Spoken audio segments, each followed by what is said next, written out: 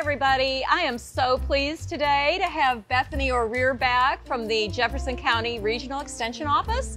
Bethany and my friend Liam here are going to help me kind of make sense of some things that have gone on in our landscapes.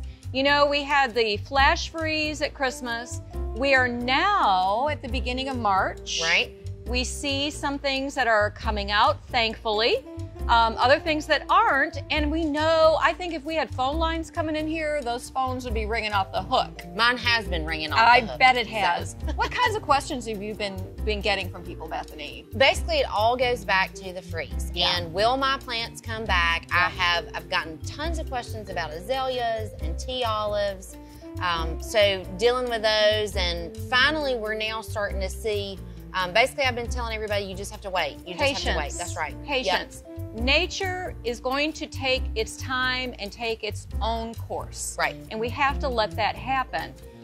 What I've been noticing, and it's been crazy, is so many things are coming out really early. Right. Like my spirea, I've got a spirea called Ogon, the chartreusey leaf with the white bloom. Normally, it's blooming toward the end of March. It's already pretty much done. Right. And roses are really far ahead Yes. this year, like weeks ahead. And you know, people are just saying, what the heck is going on in my landscape? I don't know what to do. Right. One thing I did this morning, I was talking to someone else the other day, and we were talking about shrubs that had looked completely dead. Right. And now they're leafing out, but you can see where the dead wood is now. Right. You know, the scratch and snap test, we were talking about that earlier. Right. Where you can scratch it to see where the green is, or snap the stem. Right. The branch. Well, I just pruned out the dead. And I think there are other shrubs that's probably happening with too. Oh yeah, absolutely. So we're seeing that on tea olives. Now they're starting it, so you can see where the damage is. But then there are some things that are just now starting to bud. Fatsia is one. People have been very worried about that fatsia. But we're just now starting to see those buds put out. Pittosporum hasn't really started that yet. And so I would say it would be good to just wait a little while longer. Yes, I was looking at my pittosporum this morning. I've got kind of a curly leaf pittosporum, and I thought, is that dead? Is it dead? I hadn't scratched it yet. Right. So I walked out and I was, okay, oh, please be green. And it was green. Right. So we just need to wait a little longer. Yeah. Right. Yeah. Things that I think are dead, my rosemary, it's toast. I've talked to a lot of people that think their rosemary's toast, and I keep saying, well, wait, and I'm thinking, not so sure. Well, it's interesting you mentioned that. I feel the same way, especially if the rosemary were fairly newly planted. Right. But I talked to someone, and he actually had some that was about 4 to 5 years old. Which is, mine's that old. It looked like it was gone, but he said he has now started to see green push back out from the branches. At the bottom? No, from the branches. The branches? Absolutely. Holy I know. I was thinking the crown too. Well, but he's seeing some green growth from the branches. So this is a good thing. I'm going to leave mine alone.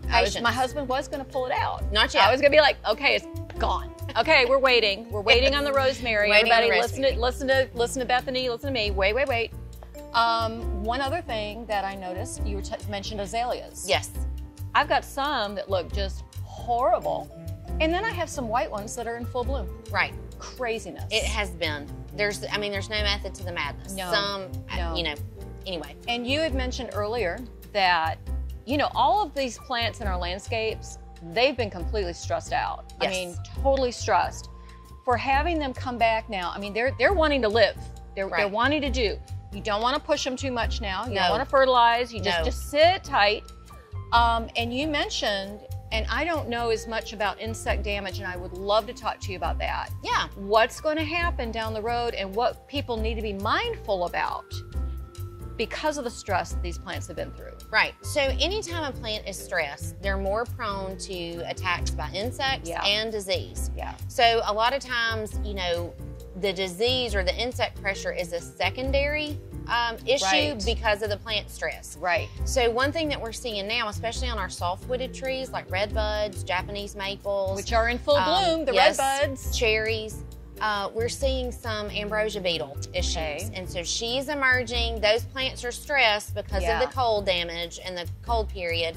And so she's burrowing in, laying her eggs, and setting that first generation. So be on the lookout for that. And what does the ambrosia beetle look like? I know people can Google it. Right. Well, what is telltale for an ambrosia beetle is you see these little toothpick-colored protrusions from the trunk. Yes. And that is actually where she has burrowed in. That's her frass that as she's burrowing in. If you see those, it is very indicative of ambrosia beetle. And then what do you do? It's not a good outcome. No, it really isn't. Once it's gotten to that point, there really is nothing because she's already laid her eggs in the tree and there's nothing you can do about it. Well, that's tragic. It is tragic. Okay. But one thing also I want to mention too, going forward, even into the spring and into the summer, maybe your plants have escaped and they've greened up. Managed to hand. They still went through a very stressful time. Right. Do not let them go through even more stress. If it turns off dry, be sure to really water, even if it's an established plant, because that's just another stressor and they might succumb as one stacks on top of the other. It's just like a person. You know, you're stressed out, you're more likely to get sick. Right, absolutely. And that's exactly the way it is with plants. Yep. Absolutely, absolutely. Really good point. And I really want people, you know, you can't just assume that everything's going to go along just fine. You need to be aware of what's going on in your landscape. And if you're watching this, you are interested and you are aware, and I'm really so happy about that. I think that there are certain things right now, like I was talking to somebody about creeping fig, for example. Right. Been, you know, maybe growing on a wall, you know, on a house, whatever, for years and years. Maybe it's died back in the past and you've gone through that and it's come back out. This time people are very concerned about it. Usually you just brush the leaves off with a broom and you kind of call it a day. Right. I was talking to somebody the other day and she said, you know, also just shear it. Now's a great time. Right. To just shear that with maybe an electric shears to tighten it up against the wall. Right. Assuming that it's green, you know, that you've seen some kind of green on it. Sure. Well, anytime you prune like that, you're stimulating new growth, so that's the best way to kind of regenerate that and increase that canopy on the wall. Right, exactly. I thought that was interesting. I've had a lot of questions about the creeping fig. Right. Are there some particular shrubs that, you know, you've had people ask about? I know I've had tea olive questions. Yes, tea olive, Indian hawthorn. Indian hawthorn, which is tender. Yes, very. And so once again, just kind of a wait and see. Yeah. We've talked about azaleas, as we've mentioned earlier. Yeah. Another thing to look at, it seems that the wintergreen boxwoods or the Japanese boxwoods, they're seeing a little more damage. In fact, there has been some bark cracking. Oh, wow. So if you notice it not looking like it needs to, kind of inspect your bark and see. Yeah.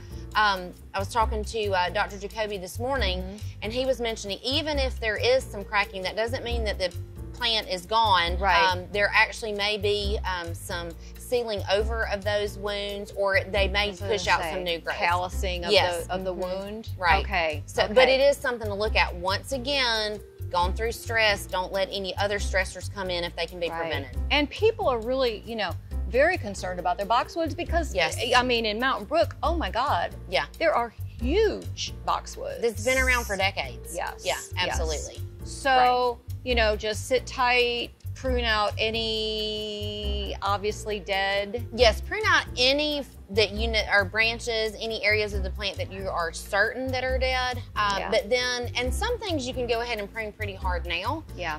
But there are some things I would still just wait and see. Yeah. I think the main takeaway from this still is that, you know, like I said, nature is on its own pace. Right. Don't push it. Don't push it. Just be cool. Be cool. That's right. Stay calm. Stay calm and carry on. Absolutely. Yeah. Because a lot of times you're going to do more damage. Exactly. Then, I mean, you're either going to prune out too much. Yes. Or you're not going to prune enough, and then you got to go back and do it all over again. Yeah. So that's a waste of time. So just be patient. Excellent. Well, I think that is a good overview of what's going on. Do you have anything else maybe you want to add? No, I think that's great. And I enjoyed you asking me to join you today. Well, and we're going to do more of these. I think people have been enjoying them, and I'd love to have you back again. Sure, absolutely. And we'll have some more chats in the future. Fine, can't wait. Thank y'all so much for joining us, and we'll see you soon at Oak Street Garden Shop.